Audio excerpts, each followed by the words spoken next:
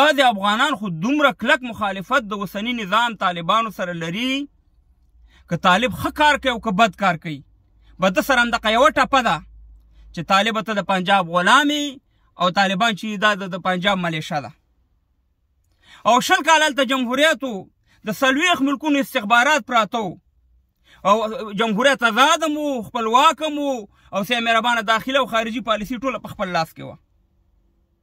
زما دا میسج ټولو جمهوریتیانو ته نه دی، خو هغه اشخاصو ته دی چې په جمهوریت کې وحشت کړی او اوس هم غواړي چې زمونږ ځوانان ګمراهي کړي. د هغې په باره کې دغه خلکو ته زما اشاره ده. دغه عکس ما لګولی، دا زما بل ورځ ما یو ویډیو وکړه کله چې د افغانستان اسلامي اماراتو او د ایران ترمنځ د جنګ شو، نو هغه ویډیو ما په خپل پیج کې هم شیر کړه په فیسبوک کې او په ټیک ټاک کې هم شته دی، تقریبا 15 کسانو کتلې څه کم، او په هغه پیج کې تقریبا 6.5 لکه کسانو وکتله. خو د بده مرغه زما په پیج باندې ما په فیسبوک باندې رپورټونه وویل، هغه ویډیو هم تېخوا شو، هغه پیج هم زما یو کم 15 ورځو له بند شو. دا پروا نه کوي، زه په دې باندې پروا نه ساتم.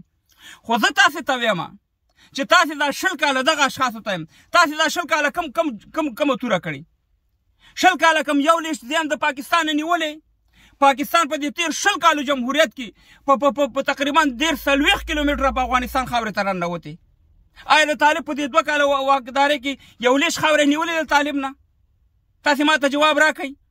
خو همدغه زموږ ملي اردو والا به چې کله به هم د پاکستان سره جنګ شو په سیند خازار وانې رابړه زموږ ملي اردو والا به قرباني ورکړه.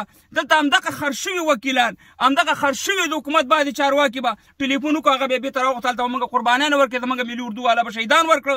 او یو مثال یې درته وایم، په ننګرهار په کامې سره ګوشته کې قاسم خان شهید خو مې یاد شي که نه، بیا معامله چا وکړه؟ چا د هغې معامله وکړه؟ چا د هغې شهادت خرڅ کړو؟ خو همدغه جمهوریت خلکو خرڅ کړو که نه؟ طالبان هغه خلک دی، هغه خلک زه د ښو ته یم، بدو ته بد یم. طالبان په تیر په اماراتو کې د ملا صاحب عمر په حکومت کې په تورخم کې جنګ شو او د طالبانو د پاکستان ترمنځ د پاکستان ملیشه، د پاکستان پوج تورخم یې پرېښه، ټول لوړ کې ته تلي ورشه هغه تاریخ وګورئ د 1996 نه تر 2001 کاله پورې دې خلکو ته معلومات دی چې هغې وخت کې دا جنګ شوی. تاسې ما ته وایي تاسې یو ورځ داسې کار کړی؟ تاسې راځئ موږ ته پیغورونه راکړئ چې ته طالب شوی دی او دا شوی او هغه شوی. زه طالب نه یم، خو زه د طالب ښه کارونو ته ښه ویم، بدو ته بد ویم. دا هم مبارزه ده، دا هم اسلامیت دی، دا هم افغانیت دی. او ته چې په خارج کې اوس ناست یې او د دې ځینې اوازونه کوې او د غږونه کوې چې افغانستان به بیا ونیسو، ته ولاکې نه د افغانستان غم وړې، ته د خپلو بلډینګونو غم وړې، د خپل قدرت غم وړې، د خپل زورواکۍ غم وړې، د خپلو چورو چپاو غم وړې.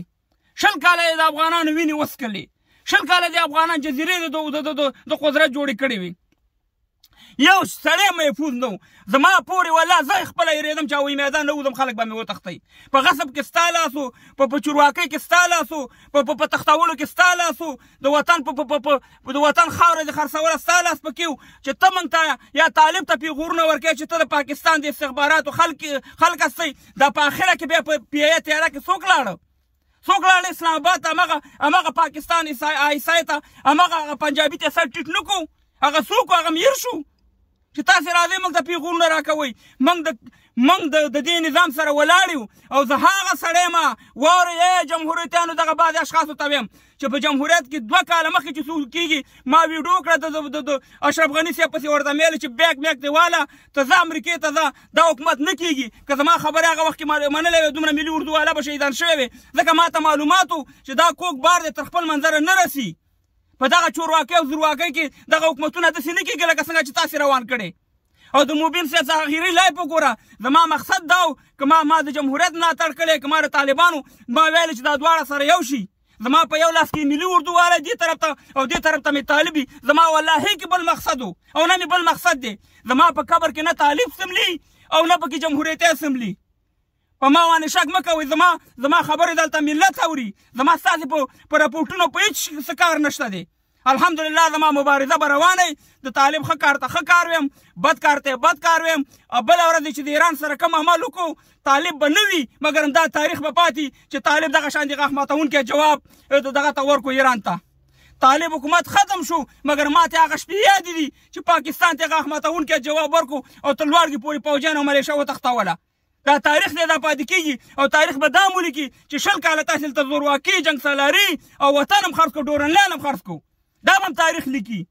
زما کلیوالا دی ادریس افغان ته وګوره د 2 ورونه د پنجاب په خلاف شهیدان شوي. دغه ویډیو هم درسره وګورئ د ادریس افغان. الله دې د هغې شهادت قبول کړي. موږ د ښه کارونو ته ښه کار نه ویو بد کارونو ته بد کار ویو. او بله ورځ چې کوم کار طالب کړی زنده باد د نر بچی دی دا د افغان ادریس افغان ویډیو وګورئ. الله دې د دوی شهادت قبول کړي او الله دې باقي زموږ په وطن باندې رحم وکړي.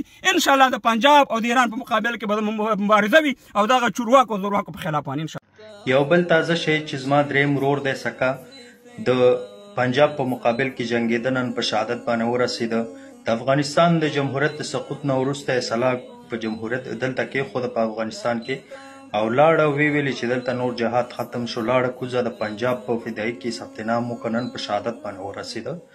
نو آیا دغه کم خلک چې موږ باندې د پنجابي ټاپې لګوي دا به دې شهید ته حبیب الله شهید ته قاسم شهید ته څه رقم سترګې مخامخ کوي؟ داسې په زرهاو نورو